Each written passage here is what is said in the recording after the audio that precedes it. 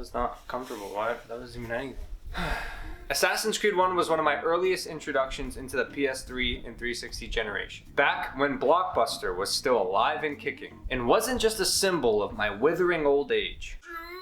I rented the first Assassin's Creed game over and over and over again. Was it repetitive as all hell? Pretty much, yeah. But luckily I was 9 years old at the time and prone to repetitive actions. You're talking about a child that happily replayed the beginning of video games multiple times because he didn't understand the difference between new game and load game. Assassin's Creed 1 was massively impressive to this stupid kid's mind. So impressive that the day 2 came out, he said no to the Modern Warfare 2s at the time. He was getting another 2, Assassin's Creed 2. This little kid booted up Assassin's Creed 2 for the first time, and the rest was history. Come on, that was a historic joke. Brotherhood, Revelations, 3, I've played through every mainline Assassin's Creed game there is. The only exception to that is Liberation for the Vita. Now you may be thinking, what's a Vita? And the answer to that is, do what Sony did and don't worry about it. Even after playing through these games and thoroughly enjoying them, for the most part, I have never replayed an Assassin's Creed game. This is important information to know because I've considered this a great game series that definitely deserves the huge notoriety it has. I've been wanting to replay one of these games for a long time now, and I replayed what is considered to be one of the most highly regarded Assassin's Creed games to date. I played Assassin's Creed Brotherhood. Now after finishing Assassin's Creed Brotherhood, I don't know if Assassin's Creed games have ever been good. Oh no. We've all been duped. We've been playing a terrible franchise this whole time and we didn't even realize it. We gotta get out of here. We gotta burn the entire series to the ground. We gotta go now. Oh no. It's actually not that simple. Now I wouldn't consider Assassin's Creed Brotherhood to be a terrible game, but I would say it's the most obsolete video game I've ever played. Without playing it in 2010 and having the context of video games back then, as well as being able to witness the decades worth of innovation that has come since, there's very little reason to go back to Assassin's Creed Brotherhood in 2020. And I'd even add the majority of the old Assassin's Creed games. To explain my eye-opening revelation to you guys, let's take it back to when I started this game for the second time. Like I said earlier, I wanted to replay one of these games for a while now. I went into this playthrough excited to re-experience a classic video game that I remember fondly. Ezio is still the best protagonist out of anyone in this whole series. And as an Italian myself, exploring Rome and beating up the Pope is like the second best gabagool fantasy ever. I miss the tightly packed streets of Rome compared to the wide open streets of England in Syndicate, or the even more wide open streets of a freaking desert in Origins. The streets of Rome were built for parkour. Even after 10 years, Assassin's Creed Brotherhood's Italian Renaissance era Rome really holds up.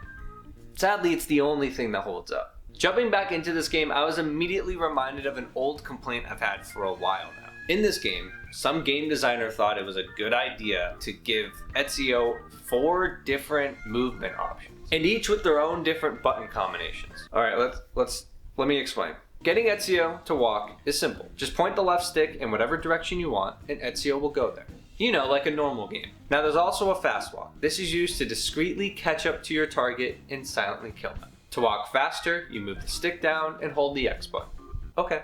Then there's your run, which you do by moving the stick forward and holding down the right trigger. Alright, fine. But that's not even your fastest speed. If you want to sprint, you gotta push the stick forward, hold down the right trigger, and hold down X all at the same time.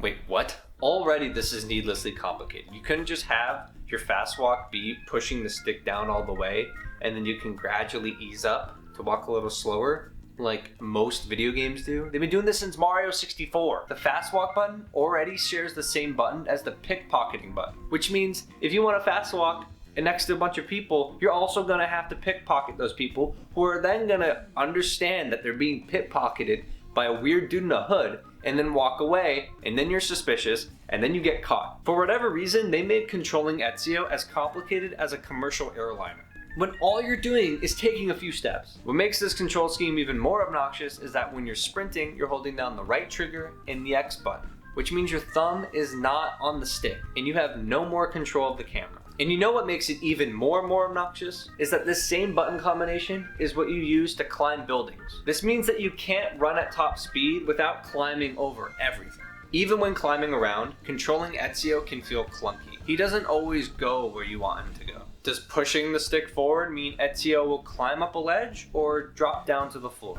I don't know. Ezio doesn't know, and the developers don't know either, because instead, Ezio jumped left into a crowd of people and fell over. The controls don't get any simpler when it comes to combat. Brotherhood's combat relies heavily on its parrying system, which requires the player to first hold down the block button and then press the counter button.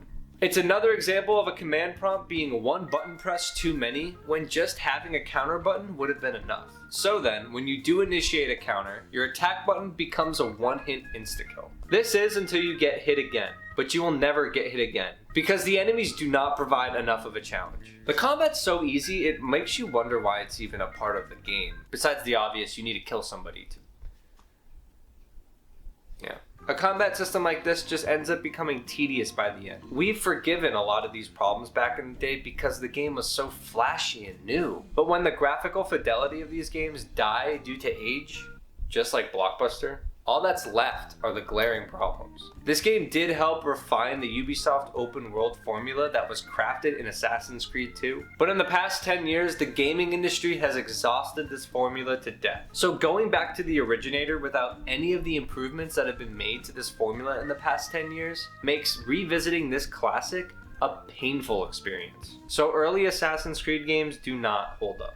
After making this revelation, and having an existential crisis over one of my favorite video game franchises being terrible all along, I decided to play a more recent Assassin's Creed game. One that was before they made it into The Witcher. So I chose everyone's favorite Assassin's Creed game, Assassin's Creed Unity. I chose this one instead of the next game in the franchise, Assassin's Creed Syndicate, because I don't think that one's as good of a comparison to Brotherhood. Syndicate has way too much of a focus on horse carriages and grappling hooks as your means of transportation rather than parkour itself. Jumping back into Unity, I realized I was enjoying Unity a lot more than I was enjoying Brotherhood because Unity addresses a lot of my issues that I had with the game. It's a massive improvement in almost every aspect. The controls have been streamlined for both combat and movement, making your actions more responsive and minimizing the clunkiness of the earlier games. Plus, it's naturally a better looking game than Brotherhood. Hell, it's somehow more graphically impressive than Odyssey. I don't even know how that happened. I never thought I would be saying this, but I'd recommend Unity over Brotherhood. You may be missing out on Ezio's story, but the gameplay in Assassin's Creed Unity is a massive improvement. Is it perfect? No. Is the game still notoriously buggy after all these years? Yes. Unity doesn't solve every issue of the Assassin's Creed games, but it might be the most refined version of these games. The overplayed Ubisoft formula is still there, the combat still isn't as fleshed out as you'd want it to be, and the parkour still has its hiccups. But Unity is still a much better Assassin's Creed experience than Brotherhood ever could be. Replaying Brotherhood makes me hope for a full-blown remake of Assassin's Creed 2. If you're able to take the writing, the characters, and the setting of Assassin's Creed 2 and recapture that experience with modern sensibilities, you get a wonderful experience. And why do I pick Assassin's Creed 2 instead of Brotherhood? That's because I think the writing in Brotherhood's a lot worse. Brotherhood's story very much feels like filler. All that being said, Brotherhood isn't a terrible game. It's just that everything that this game does well has been done so much better by it. Your biggest takeaway from this video is that you should never go back to an old game you love. Like the great Greg Miller has once said, old game is old. Unless it's Metal Gear Solid 3, or Fallout 3, or Skate 3, or any game I like.